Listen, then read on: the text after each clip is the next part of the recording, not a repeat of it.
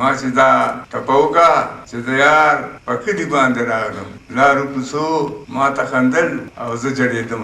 دا مې دې پورې وي چې زما سره وخت نشته او نه د صحت د وجې خبرې کولی شم. دومره درته وایم چې یو راته یاد دی. خلکو ته به تش یاد وي یا نوم به یاد وي. ما ته یې د انګریز خلاف په جدوجهد کې ډېرې کارنامې د غیرت او د نرتوب یادېږي. نو ځکه مې دا ټپه رایاده شوه او راغلم اصل خو راغلم د یاسین اقبال په دعوت.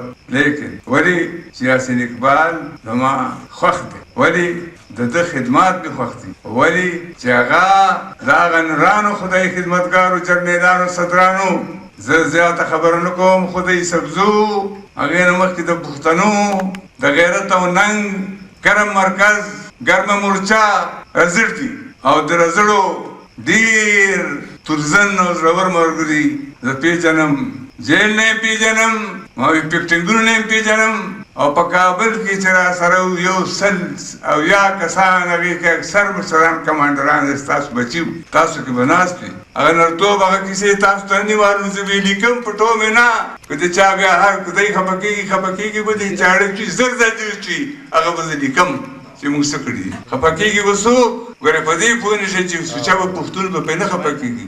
چا د لاسه چې موږ هلته تللي یو هغه به پرې خفه کېږي، زر دې خفه شي. لنډه دا چې یاسین د هغې مشرانو د وینې او مینې زوړ تاریخ درته نه یادوم، موږ باید چې په خپلو سترګو لیدلي دي د هغې مینې خدمت د نوي زمانې په انداز کوي. هغه وخت هغه خدمت و چې کیسه پورې مو به ساده دیوارو ته روټۍ وتړلې او پیاز او جلسو ته بدلو.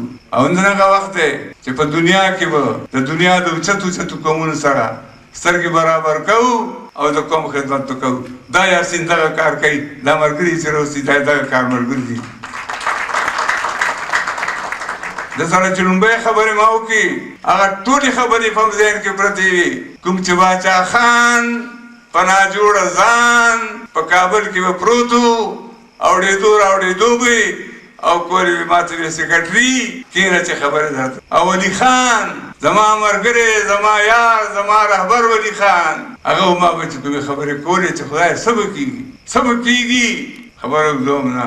یاسین هغه سوچ خاوند دی، د هغه فکر خاوند دی او سوچ فکر نه د هغه علم خاوند دی.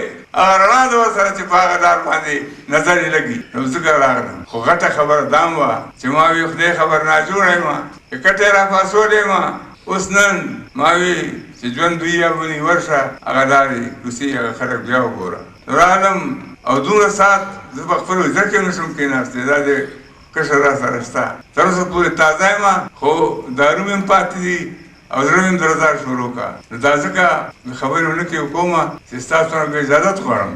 خو هغه شاعران هغه ملګري چې شعرونه یې پاتې کېږي زه دیوانورم هغو دپاره یوه خبره کوم. هغه دا کوم چې ستاسو دا جرګه یا دا وږمې والا د داګۍ دا د ناستې شباب د داګۍ باندې زما حق دی، د غفران کړی دی، دا د شیر محمد مینوش کړی دی، دا د شاه محمد مولانا یا خدای پاکه نومې خو خلک چې خدای ته راډو مولانا شاه محمد کړی دی که نه.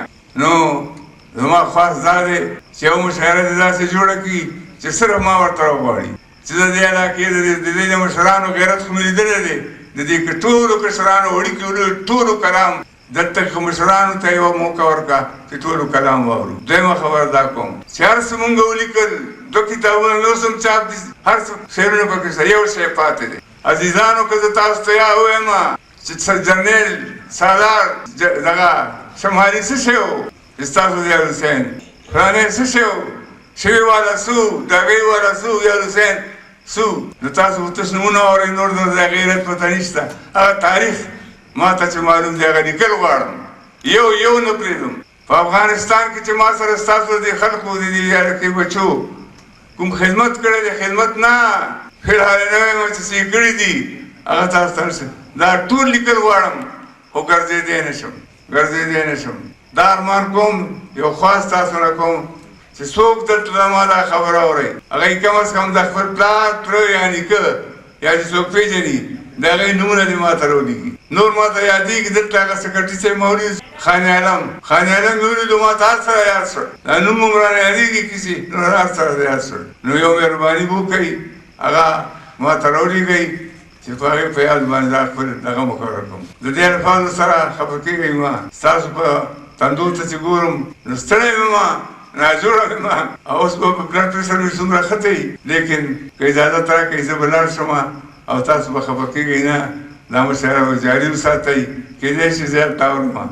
دغه یو څو خبرې مې زه هغه ټولو خلکو ته چې زما په ذهن کې دي سلام کوم او بیا تاسو ته وایم چې دا یار په کلي باندې رالم، ګلو کوڅو خندل، ما ته خندل او زه جړېدم.